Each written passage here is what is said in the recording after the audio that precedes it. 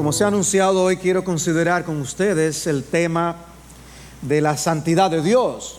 Y pienso hacerlo tomando como texto base Isaías 57.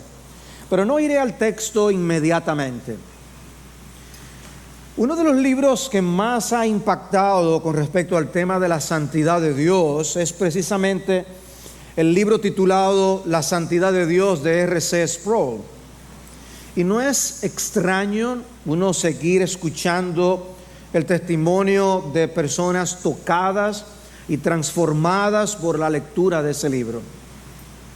En mi caso, su lectura se remonta a los años 80 y varias cosas del libro son inolvidables para mí, como la manera en que se describe la visión de Isaías 6 o el impacto de la santidad de Dios en Lutero, en un capítulo llamado La locura de Lutero. Pero creo que el capítulo que más me impactó fue uno que él llamó el trauma de la santidad, en el que muestra dos escenas de la vida de Jesús con sus discípulos. Una es la escena de Marcos 4, cuando Jesús reprende la tormenta cuando se encontraba en la barca. Los apóstoles, algunos de ellos experimentados en los asuntos del mar, estaban llenos de pavor y miedo. Y Jesús, profundamente dormido. Y los apóstoles lo despiertan. Y dice Marcos 4:39, y levantándose, reprendió al viento y dijo al mar: cálmate, sosiégate. Y el viento cesó y sobrevino una gran calma. Si el miedo que los apóstoles habían sentido por la tormenta era grande, el miedo que ahora ellos sentían era grandísimo en realidad. Dice el versículo 41, y se llenaron de gran temor y se decían unos a otros: ¿quién pues es este que aún el viento y el mar le obedecen? Ellos comían con Jesús, estaban caminando con Jesús de aquí para allá, pero lo que estaban experimentando en este momento era algo muy especial. Sproul dice: el mar se había calmado, pero ellos todavía estaban agitados. Y en lugar de dejar de tener miedo, porque ya hay calma, ya no hay tormenta, ahora estaban con una inquietud mayor, con un temor más grande ante la pregunta: ¿quién era Jesús en realidad? Estaban frente a algo que nunca habían visto ni experimentado. Ellos experimentaron lo que ha sido llamado la alteridad de Cristo. Es la condición de ser otro, de ser único. Ellos no tenían categoría en sus mentes en la cual ubicar a Cristo. En su categoría solo está Dios. La segunda historia a la que Sproul hace referencia es la que está en Lucas capítulo 5, otra historia marítima. Los discípulos habían pasado la noche intentando pescar, pero todo había sido en vano. Estaban lavando sus redes para regresar a sus casas. Jesús aprovechó la ocasión para hablar a la multitud que les había rodeado.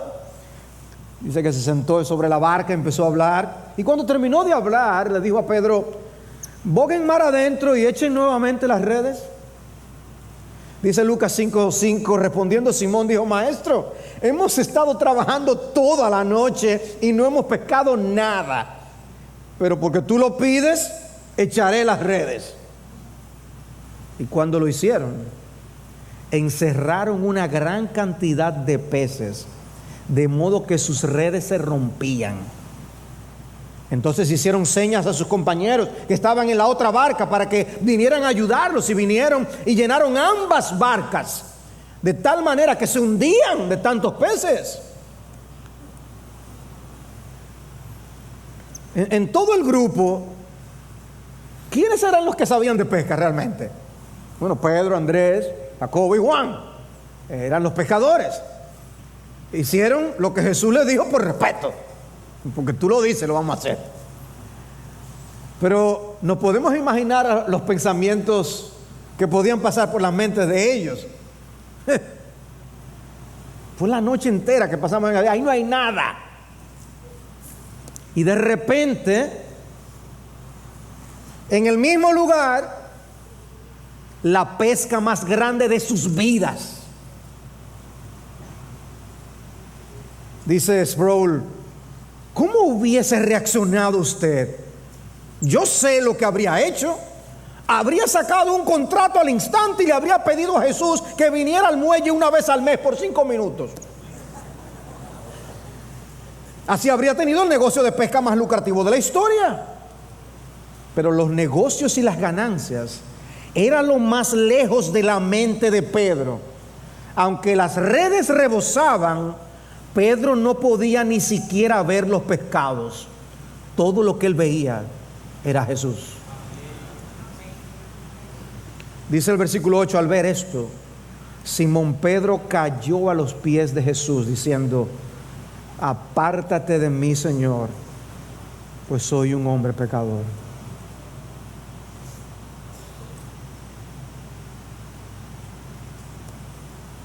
Él sabía que él estaba con el Maestro. Ahora sabía que estaba en la presencia de Dios hecho carne, en la presencia del Santo. En un instante pasó de estar en la presencia de alguien con el que estaba familiarizado a estar en la presencia de alguien que le hizo sentir el momento más incómodo de toda su vida. Nosotros vemos en los evangelios a la gente queriendo acercarse a Jesús. Algunos incluso querían tocarle y ponerle la mano. Pero lo que Pedro quería en ese momento era que se alejara. Apártate, dice el texto, porque el asombro se había apoderado de él y de todos sus compañeros por la redada de peces que habían hecho. Y lo mismo le sucedió también a Jacobo y a Juan, hijos de Zebedeo, que eran socios de Simón. Y Jesús dijo a Simón, no temas, desde ahora serás pescador de hombres. El impacto sobre ellos fue enorme. La experiencia cambió sus vidas. De hecho, el versículo 11 dice, y después de traer las barcas a tierra, dejándolo todo, le siguieron. ¿Usted cree que es algo más sabio que dejemos este negocio ahora? Pero mira todos los peces, no solo por el bien de nosotros. Imagínate la gente que pudiéramos nosotros beneficiar. Un negocio tremendo. Ellos no estaban pensando en eso. Ellos dijeron, nosotros queremos servir a ese Jesús por el resto de nuestras vidas.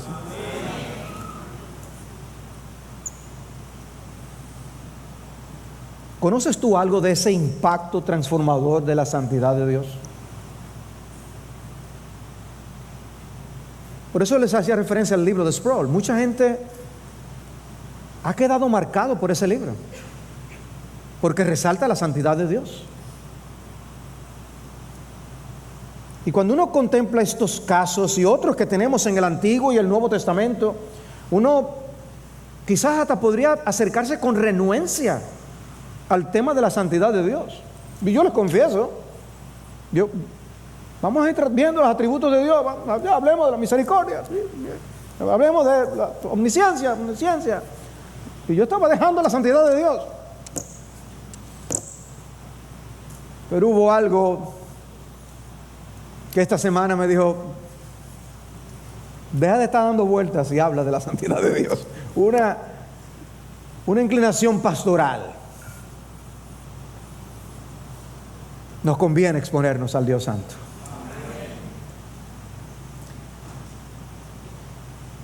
Pero deberíamos evadir el tema, porque nos vamos a sentir incómodos. como Pedro.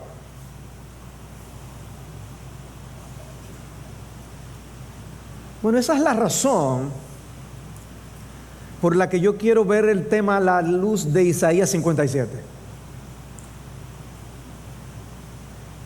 Y mi foco de atención es el versículo 15 de Isaías 57, el texto que el pastor Marcos leyó. Porque dice el versículo 15 allí: porque así dice el alto y sublime, que vive para siempre, cuyo nombre es santo. Habito en lo alto y santo, y también con el contrito y humilde de espíritu, para vivificar el espíritu de los humildes y para vivificar el corazón de los contritos. Necesitamos el consuelo que también este texto nos da a la luz de la santidad de Dios. Lo que este texto y otros como este nos enseñan, en primer lugar, es que el Dios Santo debe ser el verdadero objeto de nuestro temor. El Dios Santo debe ser el verdadero objeto de nuestro temor.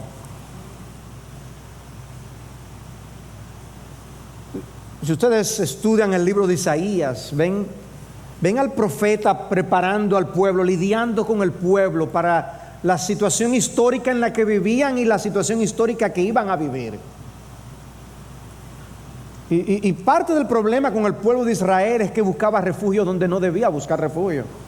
Y se llenaban de temor por cosas que eran muchísimo menos que lo que es enfrentarse al Dios Santo. Y hay un propósito en describir a Dios como lo hace la primera parte del versículo 15.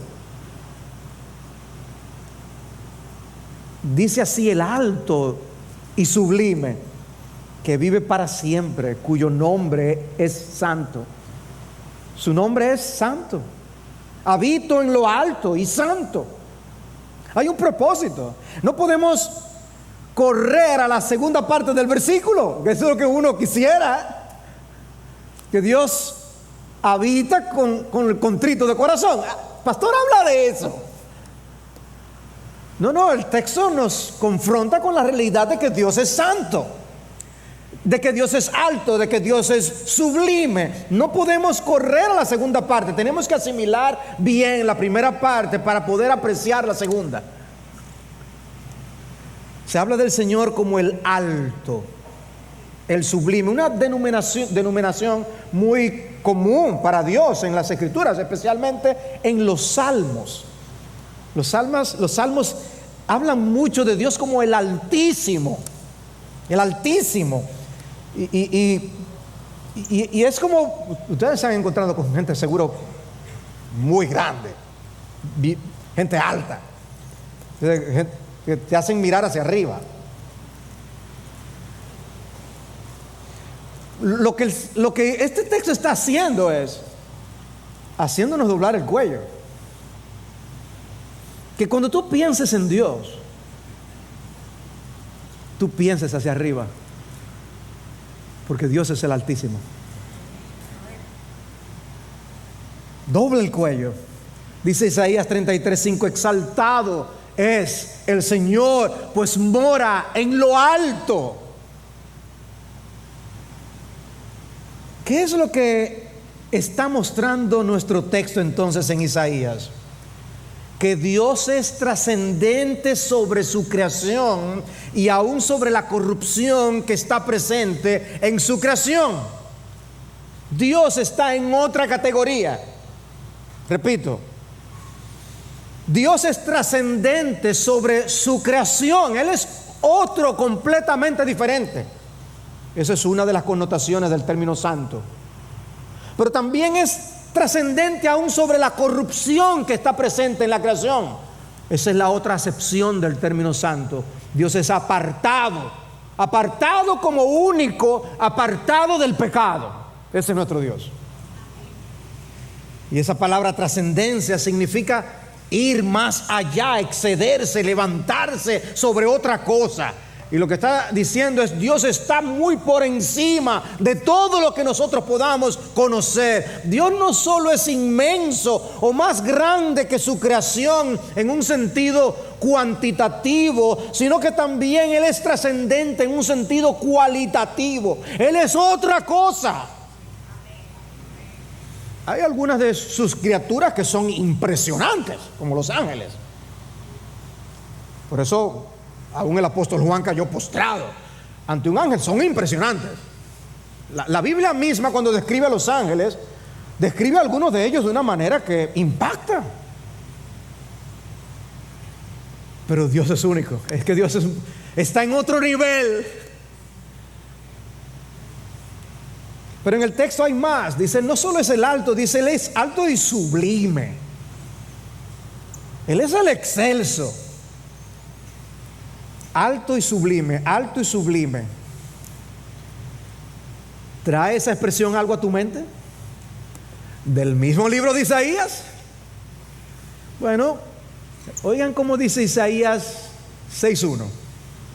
En el año de la muerte del rey Usías, vi yo al Señor sentado sobre un trono alto y sublime. Isaías te está recordando otra escena. Isaías está llamando tu atención a otra historia.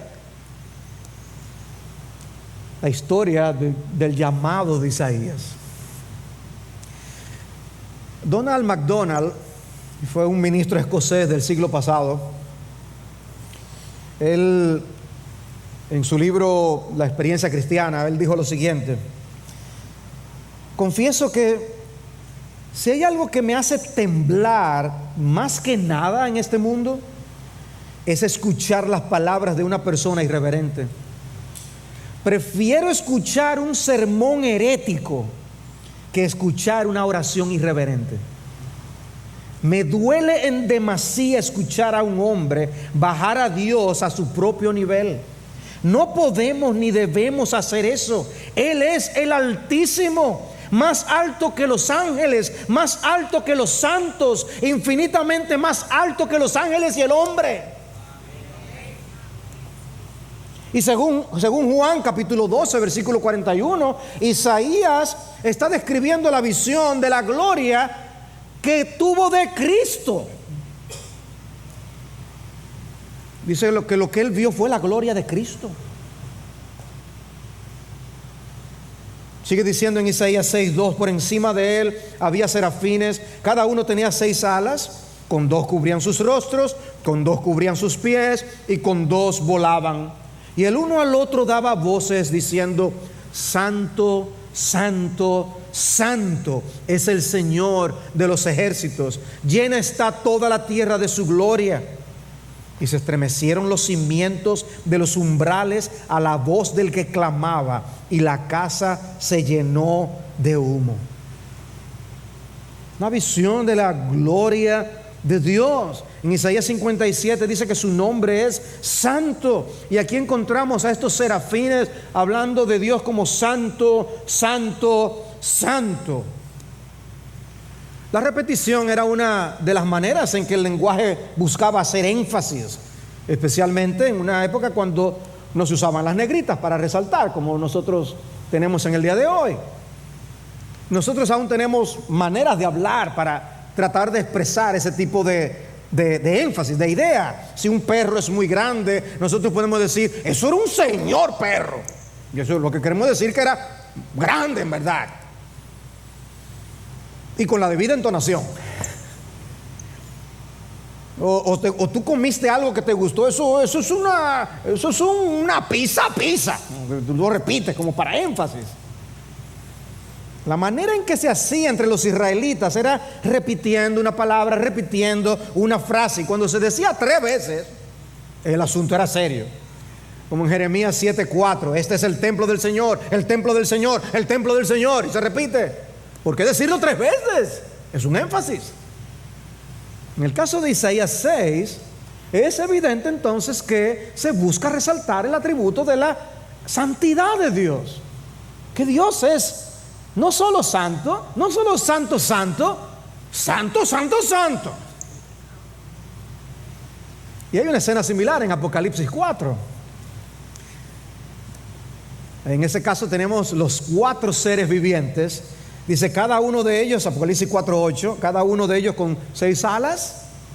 Estaban llenos de ojos alrededor y por dentro, y día y noche no cesaban de decir: Santo, santo, santo es el Señor Dios, el Todopoderoso, el que era, el que es y el que ha de venir. Y fíjense, tienen 6 alas también. Qué interesante. El texto no lo dice, pero yo no creo que sería irse demasiado lejos que con 2 tapaban sus pies y con 2 tapaban sus rostros. Exactamente como lo que pasó en Isaías 6. Imagínense estas criaturas, los serafines, estos 4 seres vivientes, descritos con esa majestad y gloria como se describe en estos pasajes, cubriéndose al encontrarse en la presencia de Dios.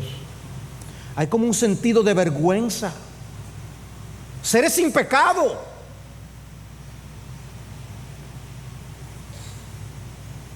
Oh Señor, ¿quién no temerá y glorificará tu nombre? Porque solo tú eres santo. La santidad de Dios es única. Única, amados hermanos. Esos serafines son ángeles impresionantes. Tanto así que sabemos lo que pasó con el apóstol Juan, como les decía.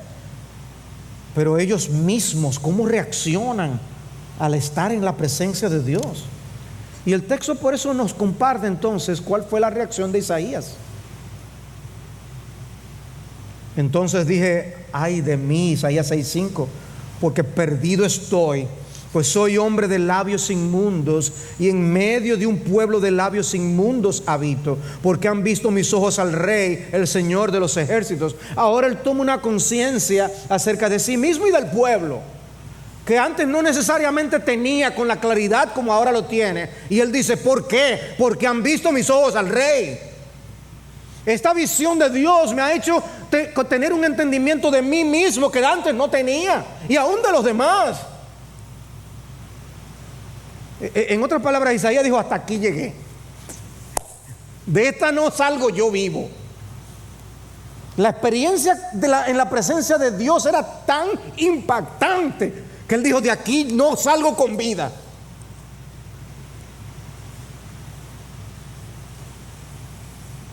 Pero no solamente vemos a Dios como ese completamente diferente, ese completamente otro, esa distancia. Esta mañana estudiábamos en la clase sobre la confesión de fe, veíamos el capítulo de los pactos y enfatiza esa distancia que hay entre Dios y el hombre, y cómo Dios es el que se acerca por medio de sus pactos. Bueno, hay esta distancia. Con la santidad de Dios podemos ver que no estamos al mismo nivel, ni por asomo. Pero hay más. Porque cuando se habla de la santidad de Dios, se habla de ese aborrecimiento que Dios tiene contra el pecado, contra el mal, cómo Él ama la justicia y lo bueno. La santidad de Dios significa que Él trasciende la corrupción moral de su creación, que está separado de todo lo profano y pecaminoso, que Él no puede pecar ni puede complacerse en el pecado. Dice Habacuc 1:13: muy limpios son tus ojos para mirar el mal, y no puedes contemplar la opresión. Dice el Salmo 5, versículo 4: no eres un Dios que se complace en la maldad. Zacarías 8:17: no traméis en vuestro corazón el mal uno contra otro. El texto no dice: no hagan mal el uno contra otro. Dice: no traméis el mal uno contra otro. Está diciendo que Dios aborrece aún lo que tramamos en la mente. Nosotros pensamos que estamos bien. Ay, qué bueno que yo no lo hice. Lo pensé, pero no lo hice. No por eso estamos limpios.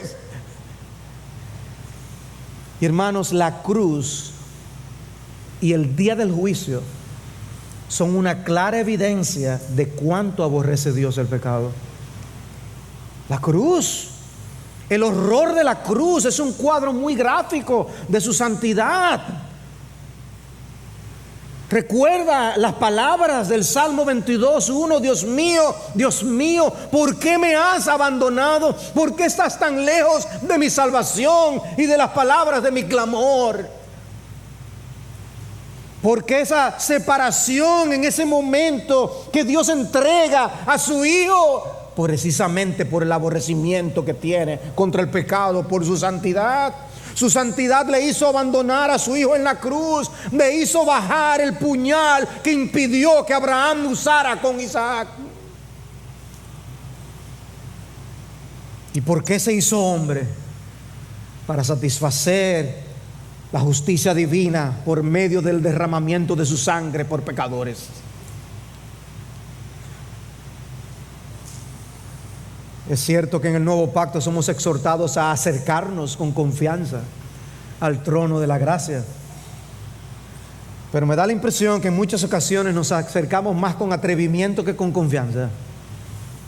Dice Hebreos 12:28 que debemos acercarnos con temor y reverencia, porque nuestro Dios es fuego consumidor. Eso está en el Nuevo Testamento, se le escribió a creyentes. Dice: acércate con temor y reverencia a Dios. ¿Recuerdan ustedes la historia de la zarza ardiente? Hemos hecho referencia a esa historia de varias maneras en el último año, creo. Dice Isaías, Éxodo 3, versículo 2: y se le apareció el ángel del Señor en una llama de fuego en medio de una zarza, y Moisés miró, y aquí la zarza ardía en fuego y la zarza no se consumía. Entonces dijo Moisés: me acercaré ahora para ver esta maravilla, porque la zarza no se quema. Cuando el Señor vio que él se acercaba para mirar, Dios lo llamó de en medio de la zarza y dijo: Moisés, Moisés. Y él respondió: heme aquí. Entonces él dijo: no te acerques aquí, quita las sandalias de tus pies, porque el lugar donde estás parado es tierra santa. Y añadió: yo soy el Dios de tu padre, el Dios de Abraham, el Dios de Isaac, el Dios de Jacob. Entonces Moisés cubrió su rostro porque tenía temor de mirar a Dios. Moisés sintió curiosidad porque había una zarza ardiendo y no se consumía. Él nunca había visto eso. Si algo estaba en fuego, eso se consumía y se apagaba luego. Pero él veía esta zarza que no se consumía. Déjame acercarme. Cuando el Señor vio que él se acercaba: Moisés, Moisés, detente. Moisés, no te acerques. No te acerques aquí, quita las sandalias de tus pies, porque el lugar donde estás parado es tierra santa. Un instante antes eso era polvo, tierra. Pero cuando Dios estaba presente en esa zarza, ese lugar se convirtió en un lugar santo. Este lugar no tiene nada de especial, pero cuando Dios está presente aquí junto a su pueblo, este es un lugar santo. Dice, difícil de creer porque no hay nada especial aquí, pero sí la presencia de Dios. La presencia de Dios hace de este lugar entonces un lugar especial. Pero ven, Dios tuvo que detener a Moisés. Nos puede pasar que tratemos lo santo como algo común, y Dios al verlo lo detuvo. No lo hagas, Moisés. Quita el calzado de tus pies. Estábamos haciendo ver a Moisés que había algo que hacer.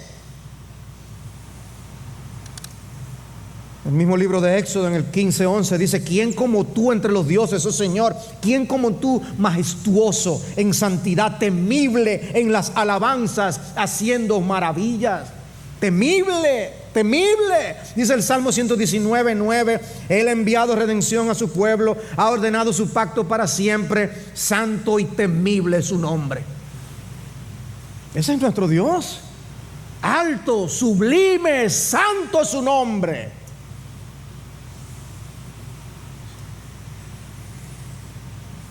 Pero no solamente nosotros debemos tener temor de Dios. Este texto de Isaías 57 nos muestra también, al mismo tiempo, que el Dios Santo debe ser nuestro verdadero lugar de refugio.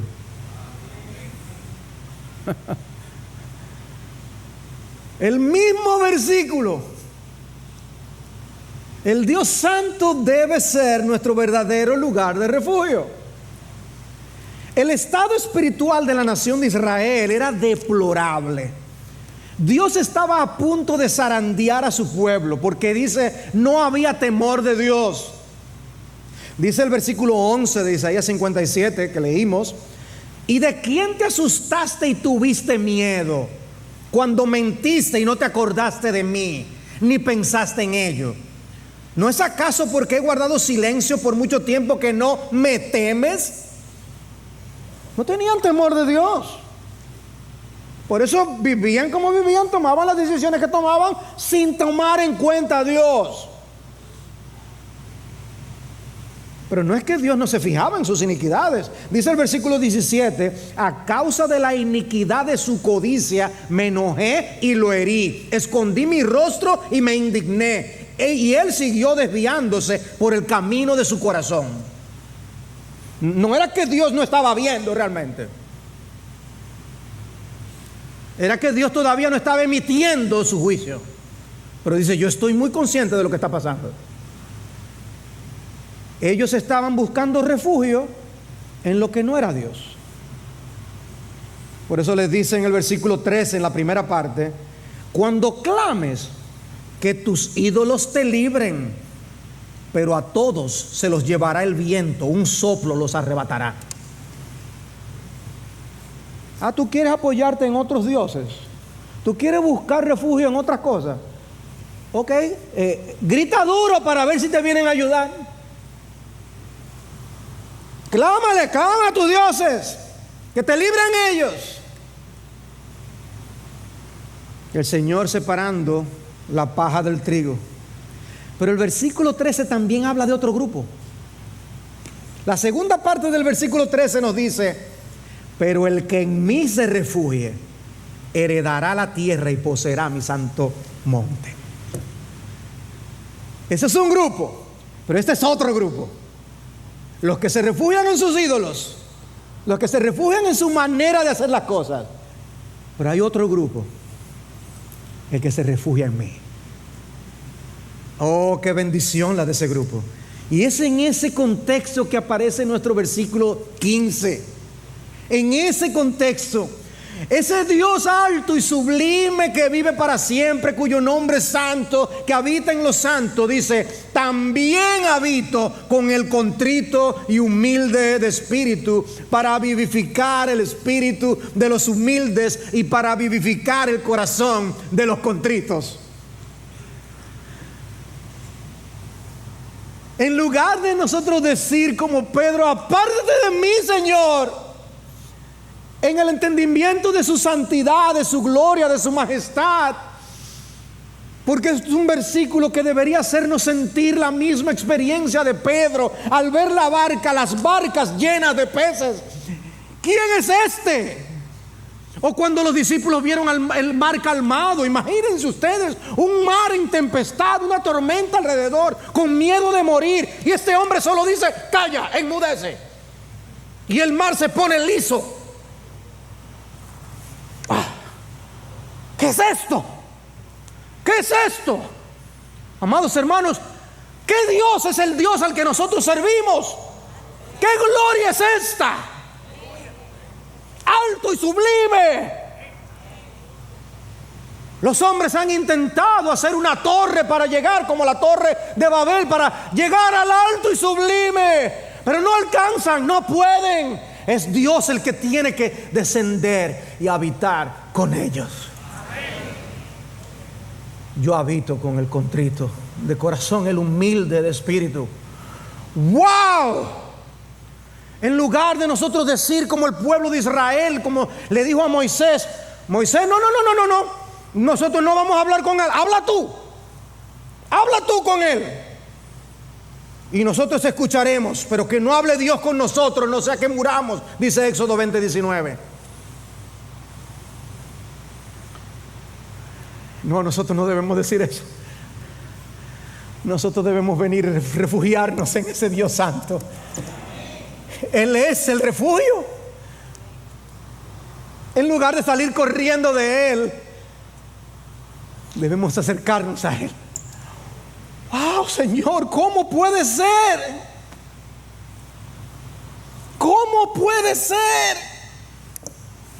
Dice Isaías 12:6, grande es en medio de ti el Santo de Israel. No grandes somos nosotros, pero grandes en medio de ti el Santo. Y yo habito en lo alto y sublime, y con los contritos de corazón, los quebrantados de espíritu. También ahí.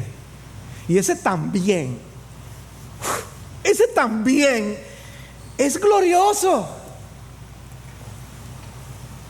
Dios habita en lo alto y sublime, y también, sí, sabemos que Él está en todas partes, Él es omnipresente, pero sabemos también cómo Él escoge para su morada lugares y momentos específicos. Y Él se acerca a los quebrantados de corazón. No necesariamente en tu peor momento, porque quizás tú estás en un momento malo y tú, sin embargo, crees que tú estás muy bien, sino que te agarra cuando tú estás consciente de estar en tu peor momento. Y cuando tú sabes que no eres nadie y de lo que tú eres capaz, Dios viene y se sienta a tu lado y revela cosas a tu corazón, muestra cosas de Él a través de su palabra que tú no veías, y comprendes cosas de tu vida que tú antes no comprendías.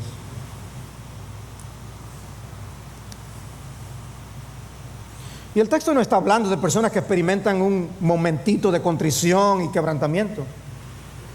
Los describe como los quebrantados de espíritu. Es más bien una actitud. Son los humildes. El pecado está tan arraigado en nosotros que podemos hasta afirmar que no somos lo suficientemente humildes de una manera orgullosa. Yo no soy humilde, pero puedes hasta eso decirlo de una forma orgullosa. Isaías está hablando de aquellos que Jesús identificó en su bienaventuranza como los pobres en espíritu. Los pobres en espíritu. Dice, yo vengo por ellos. Isaías 61 dice que el ungido del Señor fue enviado para vendar a los quebrantados de corazón. Tú estás quebrantado de corazón ante la majestad de Dios y su santidad. Él envió a su ungido para eso, para sanar a esos corazones. Dice el Salmo 138:6, el Señor es excelso y atiende al humilde, mas al altivo conoce de lejos. El Salmo 34:18 dice, cercano está el Señor a los quebrantados de corazón y salva a los abatidos de espíritu. Cercano. Quiere que tú no lo veas distante, a pesar de estar tan inmenso. Dice cercano. Los sacrificios de Dios, Salmo 51:17, son el espíritu contrito. Eso es lo que Dios quiere. Al corazón contrito y humillado, Dios, tú no despreciarás. Y en el mismo libro de Isaías, en Isaías 66:2, a este miraré, al que es humilde y contrito de espíritu y que tiembla ante mi palabra. Dicen, yo voy a poner mis ojos en ese. ¿No deberíamos suplicar más a Dios que nos dé ese tipo de quebrantamiento de espíritu y de corazón, que nos libre de esa arrogancia y soberbia de espíritu, que pensamos que todo está bien, todo está bien? Hermanos, todo está bien, gracias a Dios. Y podemos cantar estoy bien con mi Dios por la obra de Cristo. Pero en otro sentido, estamos muy mal. Y por eso uno puede leer esas oraciones de confesión, Nehemías 9, tras 9, Daniel 9. Siempre esos capítulos son el capítulo 9. Son grandes confesiones. O estos hombres de Dios confesando sus pecados y los pecados del pueblo. Pero nosotros justificamos tanto las cosas.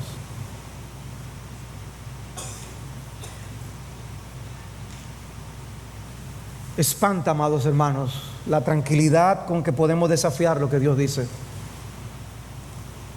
Espanta.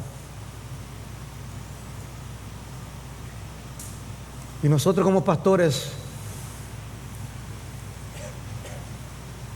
en nuestras oficinas muchas veces vemos parte de esa tranquilidad. Una tranquilidad que intranquiliza. Porque dice aquí el texto de Isaías 66, yo miraré al que tiembla ante mi palabra. Yo miraré a ese al que tiembla ante mi palabra.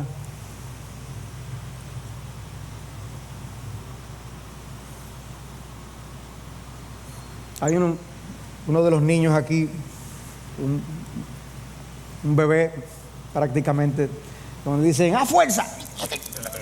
Y tiembla así. Nosotros deberíamos hacer lo mismo y temblar ante la palabra de Dios. Dice, yo miraré a ese que tiembla ante mi palabra, que la toma en serio, que la ve como una palabra penetrante, porque es como si fuera una palabra que ve, porque es Dios que ve y nos conoce y te habla a ti, te dice lo que tú tienes que hacer y cuál es su voluntad. Pero por eso espanta esa tranquilidad con que podemos desafiar lo que Dios dice cuando Él mira a aquel que tiembla ante su palabra. Sabemos que Dios dice que debemos hacer tal o cual cosa, pero en lugar de decir como el salmista, yo me apresuré y no me tardé en guardar tus mandamientos, empezamos a dar vueltas y a chequear a ver si lo hago, si no ¿qué tú crees? No lo voy a hacer. Y a veces con definición clara dice, no voy a hacer lo que yo sé que Dios dice que yo haga. Espanta, amados hermanos, espanta.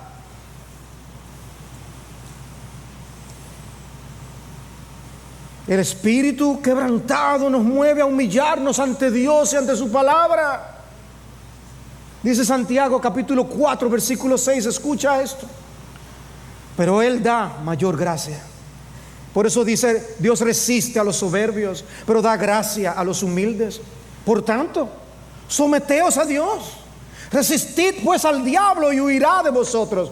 Acercaos a Dios y Él se acercará a vosotros. Limpiad vuestras manos, pecadores, y vosotros de doble ánimo, purificad vuestros corazones. Afligíos, lamentad y llorad, que vuestra risa se torne en llanto y vuestro gozo en tristeza. Humillaos en la presencia del Señor y Él os exaltará. Necesitamos una dosis de esto, una dosis de esa sensibilidad ante la presencia de Dios. Someteos a Dios. Es evidente que si nos llama a someternos a Dios es porque muchas veces no queremos hacerlo, no queremos, no quiero.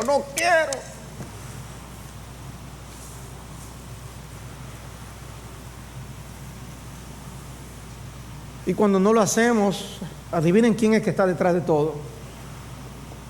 Por eso dice resistid pues al diablo. No resistas a Dios, resiste al diablo. Límpiate, limpia tu corazón, limpia tus manos. Aflígete ante tus pecados, llora tus pecados. Por eso dice Cristo, bienaventurados los que lloran, ellos serán consolados.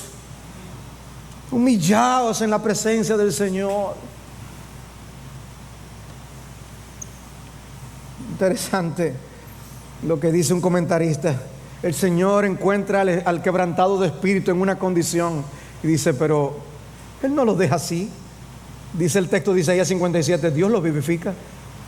No los deja, Dios no nos deja como nos encuentra. Dios nos da vida. Dios nos levanta. Dios nos sostiene. Nos encuentra como muertos y nos da de su vigor. La santidad de Dios nos invita a ver el pecado como Él lo ve, a reconocer nuestros pecados y a ser santos porque Él es santo. Eso es lo que dice Primera de Pedro, capítulo 1, versículo 16. Sed santos porque yo soy santo. Como hijos obedientes, no se conformen con los deseos que ustedes tenían antes de ser creyentes, sino que como aquel que os llamó es santo, así también sed vosotros santos en toda vuestra manera de vivir. La santidad de Dios impacta la vida. Impacta la vida del creyente. Buscad la paz con todos y la santidad, sin la cual nadie verá al Señor. Hebreos 12:14. Y el concepto de Emmanuel, Dios con nosotros, no resta absolutamente nada a su santidad. Dios con nosotros. Y dicen, amén, qué bueno, Dios está con nosotros. Recuerden que es el Dios santo, el mismo que vieron los ángeles, el mismo que vio Isaías, el mismo que vio Pedro. Por eso Juan dice, y vimos su gloria. Vimos su gloria. El concepto de los creyentes y la iglesia como templo del Espíritu Santo no nos está diciendo que el Dios cuya gloria vio Isaías ahora de algún modo es menos santo que antes. No, el mismo Dios. Es simplemente Emmanuel, Dios con nosotros. Dios en ti. Tú eres el templo ahora. Nosotros somos el templo ahora. Y Dios quiere que seamos santos. Ok, voy ahora a proponerme ser humilde. Esa es la manera ahora. Con fuerza. No es que ahora vamos a ganarnos el favor de Dios esforzándome siendo humilde. Aunque sea siempre fiel y aunque llore sin cesar, del pecado no podré justificación lograr. Solo en ti teniendo fe, deuda tal podré pagar. Nuestros corazones son naturalmente duros. Los hay más duros unos que otros. La Biblia habla de que los corazones de algunos son como diamantes, no porque valen mucho, sino por lo duros que son. Somos capaces de ver nuestros pecados como bien pequeñitos. Tanto los incrédulos en su ceguera como los creyentes en su miopía somos capaces de decir que una mentira es una mentirita. Porque una infidelidad es solamente echar una canita al aire. No, el pecado siempre es algo atroz en la presencia de Dios. Por eso envió a su Hijo a morir en una cruz, tanto por los pecados escandalosos como por los pecados que la sociedad tolera tanto. Pero cuando Dios abre los ojos, cuando nos despierta la realidad de su gloria, de su majestad y de su santidad, entonces el corazón se quebranta. Un corazón contrito nunca dirá que el pecado es pequeño. No, fue el pecado que llevó a nuestro Salvador a la cruz. La santidad de Dios es un problema cuando no lidiamos con el pecado a su manera. Pero cuando lo hacemos a la manera suya, entonces no hay problema. ¿Recuerdan lo que vio Isaías? ¿Y lo que él entendió que él era? Dice que entonces Isaías 6:6 voló hacia mí uno de los serafines con un carbón encendido en su mano, que había tomado del altar con las tenazas, y con él tocó mi boca y dijo: he aquí, esto ha tocado tus labios, y es quitada tu iniquidad y perdonado tu pecado. En el momento que estaba más consciente de su pecado, Dios vino y limpió a Isaías, perdonó a Isaías. El perdón y la limpieza de Dios es lo que necesitamos. Confesamos y somos perdonados. La solución no es vivir y seguir como si nada hubiera pasado. Dios anhela la sensibilidad de corazón. Recuerden, ¿quién es nuestro refugio? El Dios Santo es nuestro refugio. Y otro principio más: el impacto de la santidad de Dios humilla pero no paraliza. humilla pero no paraliza. La experiencia de Isaías fue precisamente el contexto de su llamado. Interesante. Él, después de lo que él vio, dice: no, pero ay de mí, yo soy un hombre muerto, yo soy un pecador, yo de aquí me voy para mi casa. Dice: yo oí la voz del Señor que decía: ¿a quién enviaré? ¿Y quién irá por nosotros? Y el único que estaba en la iglesia ese día era Isaías. Isaías dijo: heme aquí, envíame a mí. Envíame a mí. Primero hay que decir: ay de mí, para luego poder decir: envíame a mí. ¿Recuerdan también la pesca milagrosa de la que les hablé? Jesús no dijo: ok, Pedro, me aparto de ti, me voy. No, dice: no temas, desde ahora serás pescador de hombre. Y el versículo siguiente: y después de traer las barcas a tierra, dejándolo todo, le siguieron. Precisamente cuando estaban más conscientes de sus pecados, más se dispusieron a servir al Señor Jesucristo. Amados hermanos, necesitamos hacernos conscientes de la santidad de Dios. Y necesitamos hacernos conscientes de que no hay nadie que valga más la pena servir que ese Dios santo. Rendirte ante la grandeza y la magnificencia de Dios es parte de tu entender su santidad. Ríndete ante su santidad. Pero esta buena noticia para los quebrantados y contritos de corazón puede ser una mala noticia para quienes permanecen obstinados de corazón. Porque Dios abomina la soberbia y el orgullo espiritual. El mundo está lleno de hombres y mujeres, ancianos, jóvenes y niños que rehúsan postrarse ante el Dios Altísimo. Dios dice en su palabra que los pecadores solo se pueden salvar por medio de la justicia de otro, que es nuestro Señor Jesucristo. Y ellos insisten en considerarse menos malos que los demás. Pero Dios designó que el camino de salvación es solamente a través de Cristo, y Él no cambiará esos planes. Y tú debes cambiar tus ideas de autosalvación y aceptar la oferta que Él hace en Cristo. Y eso significa ir a Cristo sin la pretensión de ningún mérito que te haga merecer el cielo, sin ofrecer ningún tipo de intercambio y negociación con Dios. Acepta tu realidad de que tú eres un pecador en la presencia de un Dios santo. Porque solamente en Jesucristo, si Él te limpia y te perdona todos tus pecados, es que tú vas a poder entonces tener esperanza de vida eterna. Pero el que en mí se refugie heredará la tierra y poseerá mi santo monte. ¿En quién te vas a refugiar? ¿O en qué te vas a refugiar? Cuando tenemos a nuestra disposición al Dios alto y sublime, el Dios santo, que envió a su Hijo santo a morir por pecadores.